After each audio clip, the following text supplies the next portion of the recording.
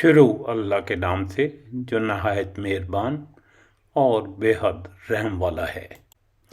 قرآن مجید کی ان آخری 2 صورتوں کے درمیان اتنا گہرا تعلق اور ان کے مضامین ایک دوسرے سے اتنی مناسبت رکھتے ہیں کہ ان کا ایک مشترکہ نام معوذتین ہے، یعنی پناہ مانگنے والی 2 صورتیں۔ یہ دونوں صورتیں بیماری، وبا، جادو، نظر لگنا اور بے شمار اندیکھی بلاؤں سے بچاؤ کی دعا ہے۔ بسم اللہ الرحمن الرحیم۔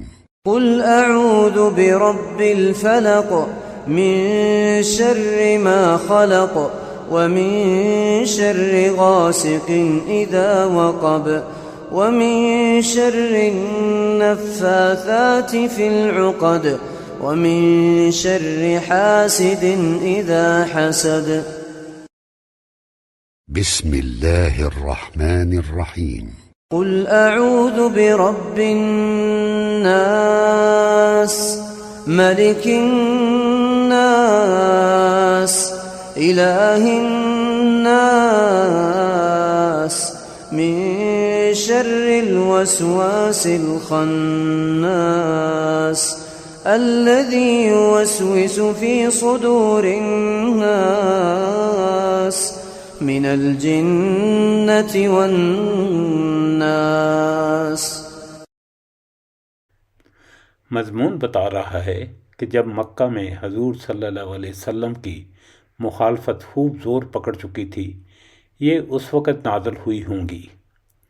بعد میں جب مدینہ طیبہ میں منافقین، یہود اور مشرکین کی مخالفت کے طوفان اٹھے تو حضور صلی اللہ علیہ وسلم کو پھر انہی دونوں صورتوں کے پڑھنے کی تلقین کی گئی۔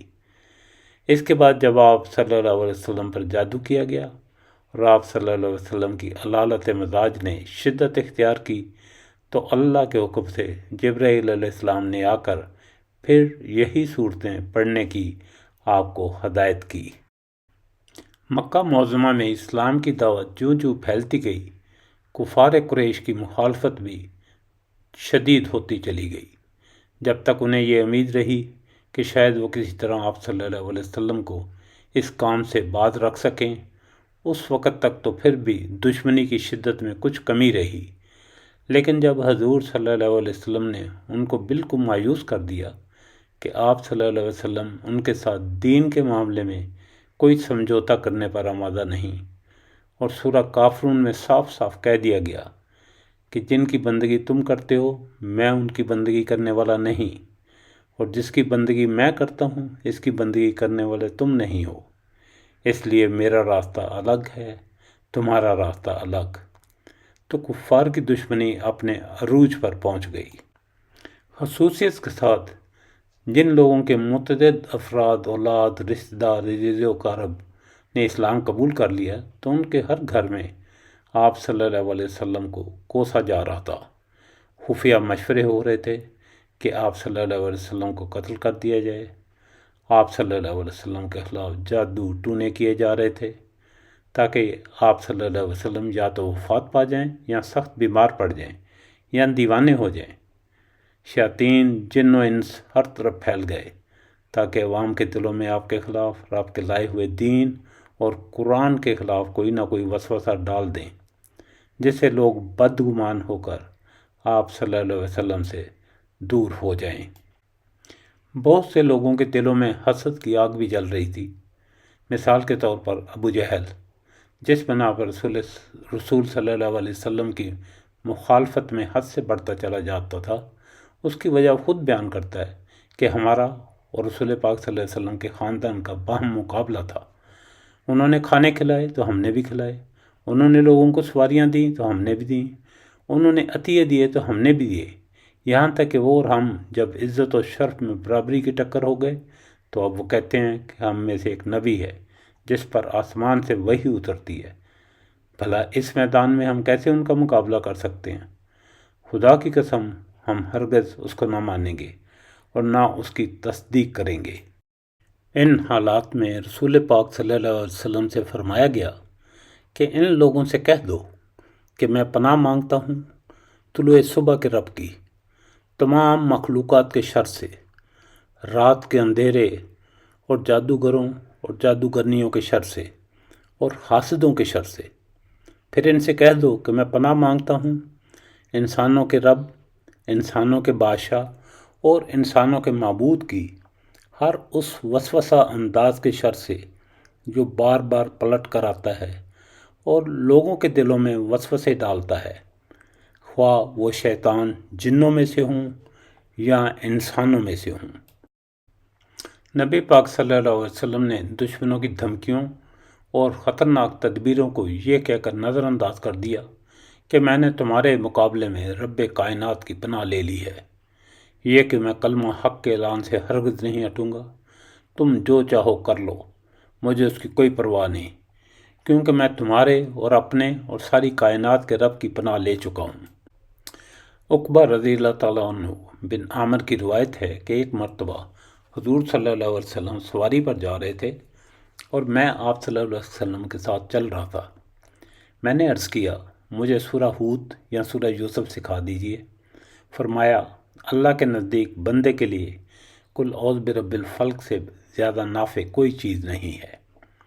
ایک اور روایت میں ہے کہ عقبہ رضی اللہ تعالیٰ عنہ سے یہ صورتیں نبی صلی اللہ علیہ وسلم نے پڑھائیں، پھر فرمایا نہ تو دعا کی ان جیسی اور صورتیں ہیں نہ تعویذ کی۔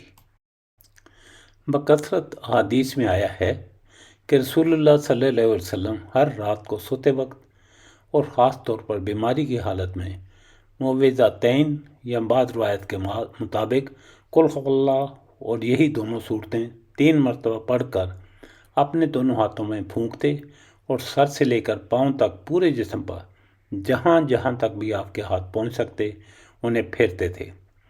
آخری بیماری میں جب آپ کے لیے خود ایسا کرنا ممکن نہ رہا تو حضرت عائشہ صدیقہ رضی اللہ تعالیٰ عنہ نے یہ صورتیں بطور خود یا حضور صلی اللہ علیہ وسلم کے حکم سے پڑھیں اور آپ کے دست مبارک کی برکت کے خیال سے آپ ہی کے ہاتھ لے کر آپ کے جسم پر پھیرے۔ آخری چیز جو معوذتین کے بارے میں قابل توجہ ہے وہ قرآن کے آغاز اور اختتام کی مناسبت سے ہے۔